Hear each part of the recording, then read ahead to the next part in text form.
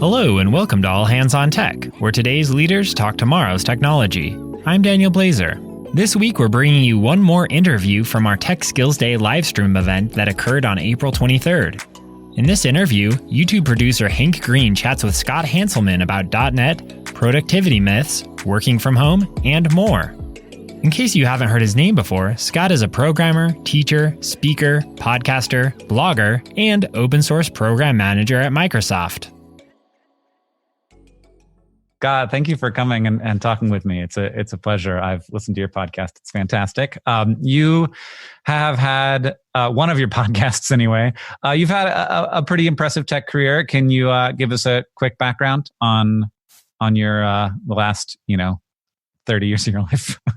Somebody was asking me, like, they wanted a bio at some point, and I was like, and they're like, evangelist. I'm like, evangelist? Evangelist evokes the Crusades. I'm trying to convince you. Like, I don't want to be wandering around the tech landscape. Like, have you heard the news? Yeah, have you heard about .NET? I have decided after 30 years in technology, I'm a teacher. Nice. I taught at Portland Community College. I taught at Oregon Institute of Technology. Yes, I've been working in tech for 20, 30 years, and I've had a bunch of jobs and I've had titles and made a bunch of websites and stuff like that. But I'm a teacher. You know what I am? I'm a professional enthusiast, much like yourself. Yes. One of the best jobs a person can manage to get themselves into. I was talking to someone about a TV show that I watched recently, and I said, I would like to watch this show. And they're like, that's creepy. I'm like, no, it's not. What I want to do, like, they'd never seen like The Wire or Breaking Bad. So it's like, Hank, have you ever seen Breaking Bad? No, I haven't. Ooh, okay. You're going to watch Breaking Bad. You look here. I'm going to look at you. I'm going to just wait until you say, and then you're going to look at me. I'm like, I know. Yeah. I'm that for tech. So if there's a thing that if people are excited about, I want to be the one that they turn to and they go, look, yes, it's so fun to make stuff. Right. And I mean, that's a good job to have. And I feel like I don't know if you were intentional about getting it, but you seem to have taken a lot of steps as if you were going to be intentional about getting in that position. So was it just a lot of accidents along the way that led you there, or was there some intentionality to it? It's easy to retcon your entire life and imply that it was a plan. I know that your master plan was to have a Wikipedia page, and your brother and you planned the whole thing out. Like, clearly a plan, right? Mm-hmm. Now, if it was, don't tell me because it'll spoil the mystery. Like, I want to believe that you were an overnight success in 15 years.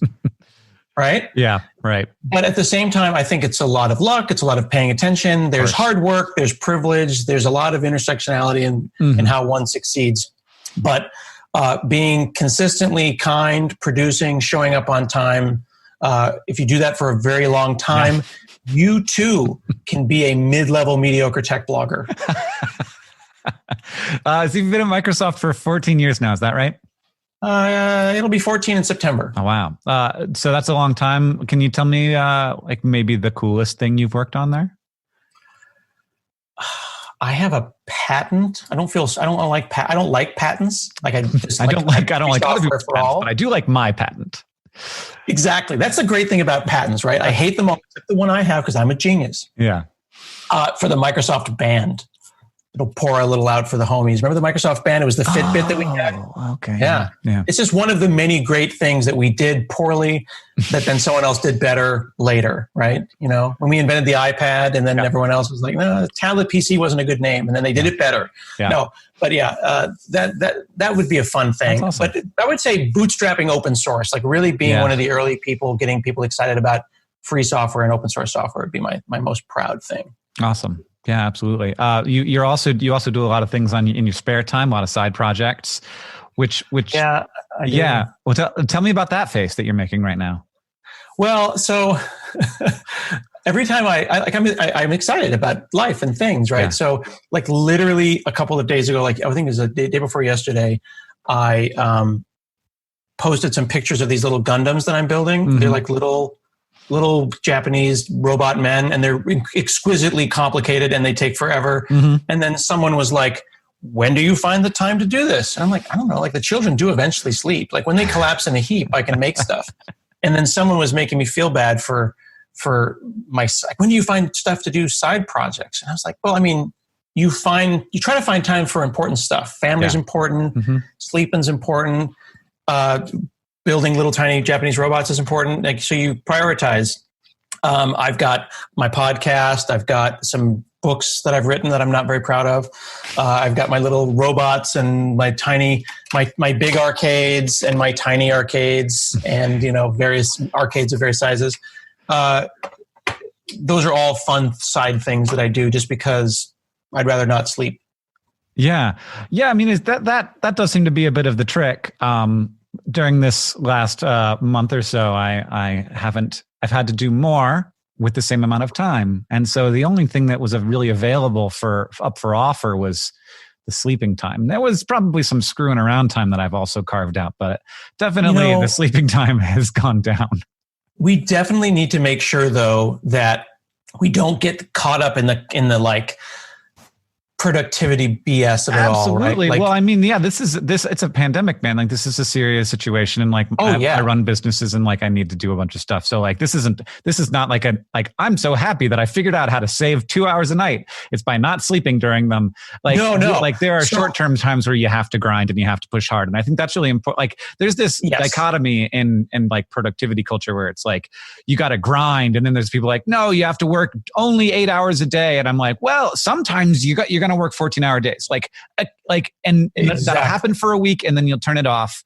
And because like sometimes you'll want to, and you should do what you should do. Let's parse that apart for a second. The productivity culture, like the bros that are like, oh, if you didn't use this pandemic to learn Chinese, then really.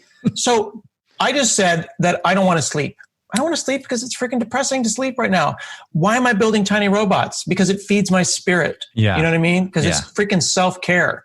So program hard, build tiny robots hard. You know what I mean? Like hire a Julie Andrews impersonator if you have to. Like whatever it takes to move you forward in your life right now. Yeah. Yeah, absolutely. And I really do like finding the priorities that I want to invest in and like consciously deciding on them and actually doing it, which I think that's the really hard part of like trying to steer your subconscious, which is not super steerable, but to the extent that we can do it to figure out what we want to invest in and really convince ourselves that we should is the thing that we should be doing. So let's talk a little bit more about working at home right now, because you've been doing that for a decade or more. Not too long.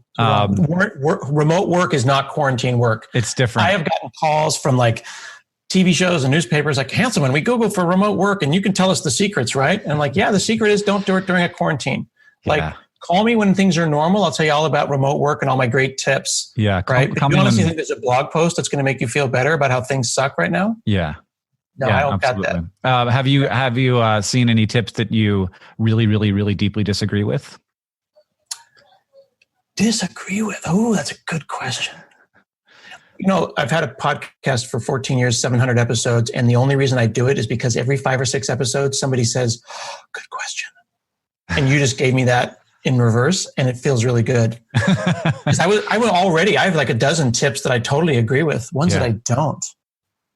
Yeah, like make yourself feel bad. Set up systems of guilt. Set up systems that make you feel crappy about yourself. Mm-hmm. Feel bad. If you are 60% productive right now and your kids are alive, you're killing it.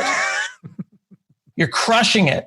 So I would say, I think that feels really good. Can you call me every morning and say that? That'd be great. I will absolutely text you animojis. Great, Hank. I don't know why I have an Animoji voice. I've been actually sending my wife Animojis lately. Mm-hmm. And it's like she was watching, I don't know what she was watching, like Hallmark or whatever. And I was like sending my little like, come to sleep. It's too late for this. And like, why does my guy sound like a Russian, like Adam Sandler? Yeah, I will send you positive vibes at all times, my friend. Yeah. Okay. So you want to do this, and I think part of what you do is you connect with this community, and you're not going to use the word evangelist, but you are enthusiasts for technology, and you do this in community ways, and you connect with people in the real world. Like how should we be doing that right now? Because we shouldn't stop doing it. life is squishy and complicated, and we're just big meat bags under pressure. And when you're slapping the keyboard and being mean on Twitter, it's hard to remember that. So I try to do the exact opposite, and I want people to be okay. So like last week, I just put a Teams link out on, and I was like, let's just have lunch. Like who's in? Mm-hmm. And like, 100 people show up on Teams, and we just sit around and we talk about our offices. And we had a guy from Iran and a guy from Zimbabwe, and they just told their stories. Like what we need to do is connect with each other and not overwhelm each other with pivot tables of why things suck right now. So I'm trying to stay positive for my own sanity. And also remember that even though I'm a technologist that can build anything, I am not a medical expert and I don't know what's going on, and I'm not going to solve it with PHP. Yeah, don't need your I'm just takes. trying to spread the love and let people know that it's okay and that it's okay to be sad. Yeah, I think that's totally I think a lot of people are trying to figure out how to turn their skills to this task. And there are certainly technologists who are doing that in very real ways. But there's a lot to be said for the fact that like, I don't need to be the one who solves any particular part of this, but I do want to be supportive of the communities that I'm in. I love that you said that, because I'm like, people are like, what are you doing, Scott, to help with it? But I'm letting the experts do that. I'm supporting the experts. I'm donating to the experts. But you know what I am doing? I'm setting up a website for my local bagel shop. I'm helping my local barber. Like I'm trying to figure out how to get the local Uber Eats that's not an Uber Eats. It's actually a local veteran with a Honda who goes and drives us around food. Like I'm supporting local businesses and making sure that they're still there when this is over. That's something that I can do. So I'm focusing hyper locally, like 10 miles around me, to make sure that they're okay. And I would encourage everyone out there who has the ability to make a website for your church. Or I set up my Taekwondo dojo with remotes. So we're doing Taekwondo over Zoom. I sent them webcams and the setup, gave him a remote control. So he's got pan, tilt, Zoom, and we've got 30 people for Taekwondo twice a week. Nice. That's awesome. That's a small thing that we can all do. You have the skills to do that. You have the webcams in your pile of USB cable drawer, right? Pull out your old Logitech 920 and give it to someone. Yeah. That's a great thing you can do. So let's talk a little bit about tech skills, because that's what we're supposed to be talking about. You work a lot in .NET and talk a lot about .NET. What would you say to like a college grad to convince them to start working with .NET? What I have been telling college grads or boot camp people or, Pluralsight enthusiasts, people who are techies getting started, is I think you should know two languages. I think you should know JavaScript and something that's a systems language. And a systems language could also be JavaScript, right? But could be Go, could be PHP, could be C#, could be something that feeds your spirit. I use that term a lot. It could be something that makes you happy. I like .NET because once you learn C#, which is a friendly curly brace type language, it'll feel familiar to JavaScript. You can go and write stuff on anything. So you could write .NET on Windows, on an Apple Watch, on an iPhone, on Android, on a Raspberry Pi. This Raspberry Pi runs C#. So I like the idea of being able to learn a language. So think about it in the terms of the world. If you were going to learn a couple of languages right now, if your goal is to communicate with the most number of people, right? English, Chinese, Spanish, Arabic, 4 languages would get you like 60%, 80% of the planet, right?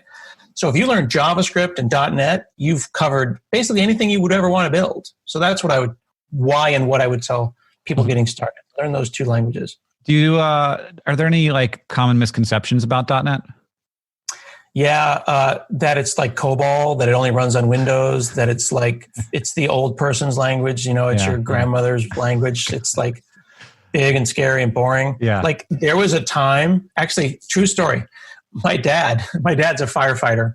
He calls me and he doesn't know what I do, right? He knows I do the Microsoft. He calls me and he says, I want to install .NET. And I was like, oh, he cares. He wants to be involved in I would love to help you. And he's like, yeah, I need to install paint.net. No. And I don't know. So he needed to install the .NET framework to get paint.net. Yeah. He didn't care. He doesn't love me as much as my brother. But what he wants is, so that was a thing. Like I got to install it and it's 2 gigs and I got to reboot. But those days are over. .NET is tiny. You can install it in 5 minutes. You can run it in a Docker container. You can actually go to dot.net. So .net. We spelled out the word dot because it's kind of cool. And try it out in the browser. You don't even need to install anything. So you could be practicing .net on a Chromebook. So the misconception is that it's old and crusty and, something that you would install in a big bank. You can, but it's not as tight and small right now.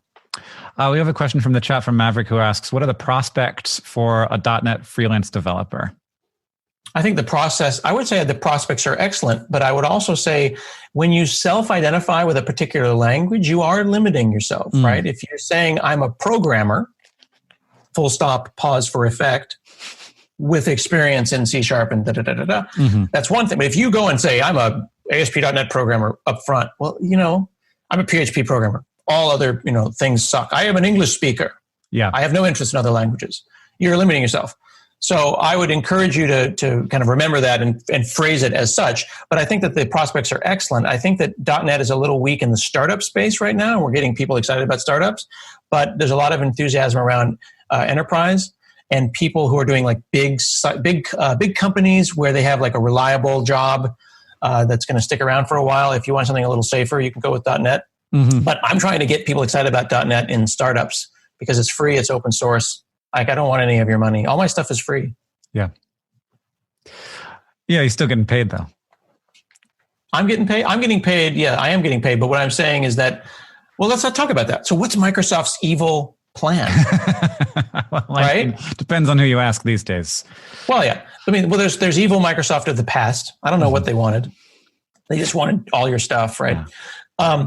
I figured out that Microsoft wants your for loop. They just don't care what your for loop is written in, right? They want your compute. You can write it in Python. They want Azure. Microsoft, I think, this is my opinion, not my employer, blah, blah, blah, blah, blah. You're right. Yeah. Microsoft wants you to buy an Xbox, maybe get Office 365 and put your stuff in the cloud. That's where your for loops run. And if you use it in .NET, that would be great. I think the theory is that if you do something cool in .NET, build it and run it in Azure, Microsoft gets paid on the back end. But it's really significant to point out you can download Visual Studio for free, download .NET for free, put the whole thing in Amazon and not pay Microsoft a dime. And if that happens, well, then we failed to spark your enthusiasm for Microsoft products and we'll try harder. Right. Yeah. That's what I think. So Luis has a question that I like. What blog post that you have written, because there are plenty, do you refer to back the most? Oh, man, that's a good question. Yeah. I know.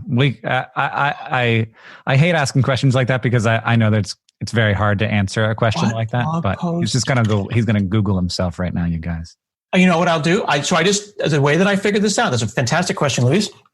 I went to Google and I typed Hanselman space to see what it popped up, and it turns out that the one that I refer to the most, according to my Google history, is if you go in Google for Hanselman, good, better, best. It's creating the ultimate remote worker webcam setup on a budget. That's the one I refer to the most, of August of 2019. And it's how I set up my mics and my cameras and my lighting and my stuff. Nice. So yeah, that's the one I refer to the most. That's funny. Sweet. I love that. I'm going to refer to that page now because I have people asking me constantly. I would love it if you would tell people about that. And I think what? I apologize. I'd like to point something out because here we are, 2 people in nice offices talking on microphones. This isn't even plugged in. And we look decent. Yeah. Why? Is it because we spend a lot of money on cameras? No. This is a Logitech. It's lighting. It's lights. It's lighting. Yeah. Look, it's lighting. It's lighting and a little bit of bass. No. Yeah. Right? It's so important. Like, you don't need to spend any money if you have a kitchen and sunlight. Webcams see, let's do that. Let's normalize dark lighting. Here, this is the studio light. I'm doing this for you. You ready for this? Right?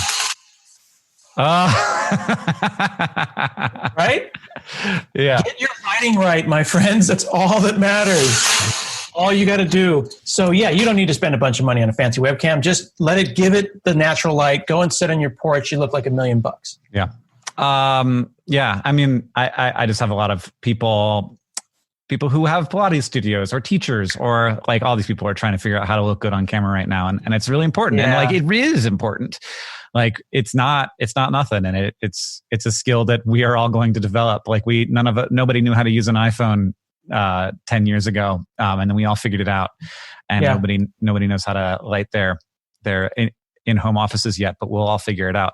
Another question from the audience: What's your advice for how technologists can survive in the changing world? We also got a similar question. Do you have suggestions for people who might be forced to become freelancers right now? Wow. You can still hear me, right? Yep. Okay. I'm being told by someone that my audio was cut. How to become a freelancer right now? Yeah.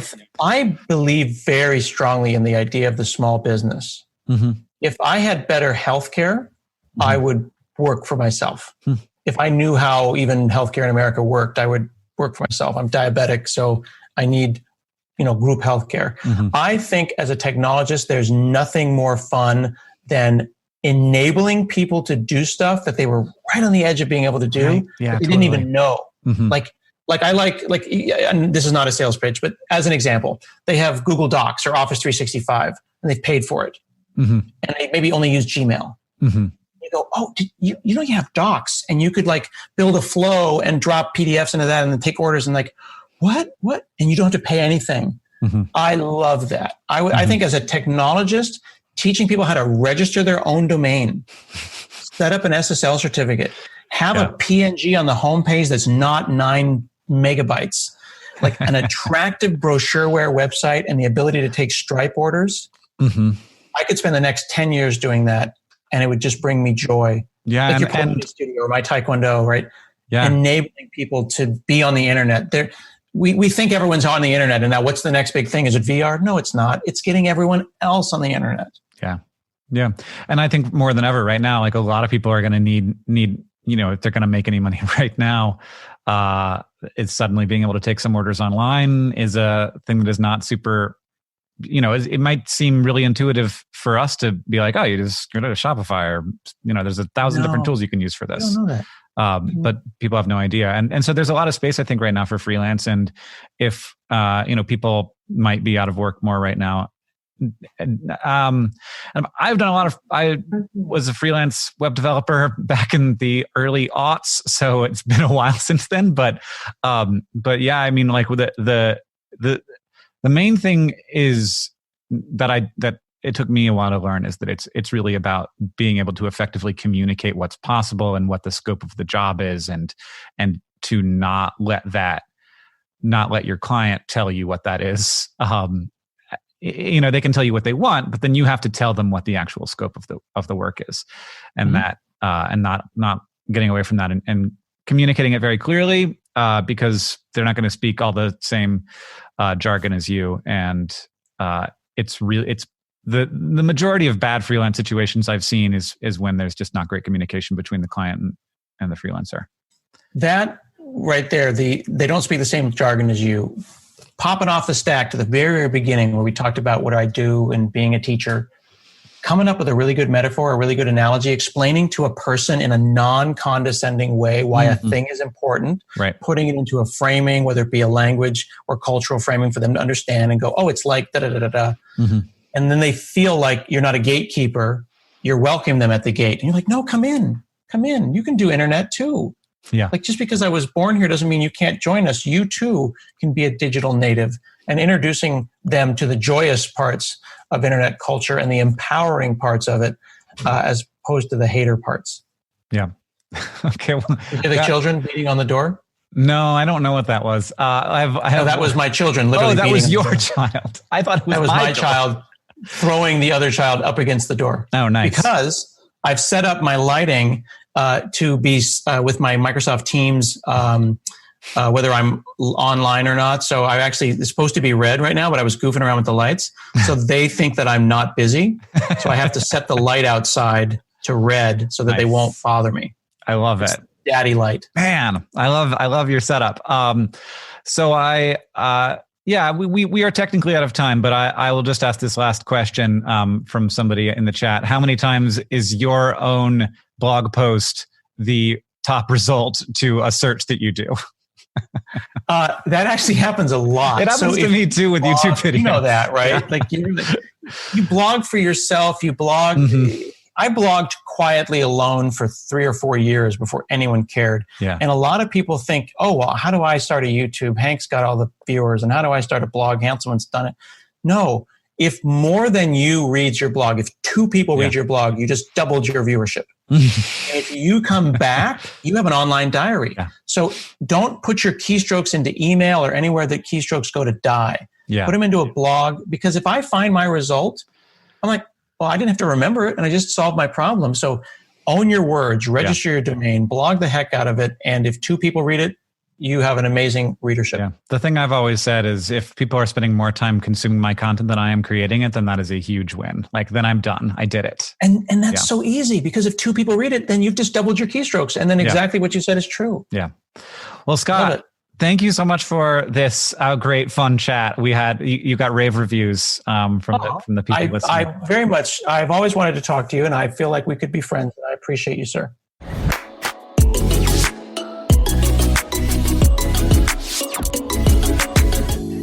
Thank you for listening to All Hands on Tech. You can find show notes and more info at pluralsight.com/podcast. If you're interested in watching the recording of our 5-hour Tech Skills Day live stream, we've included a link to that in the show notes.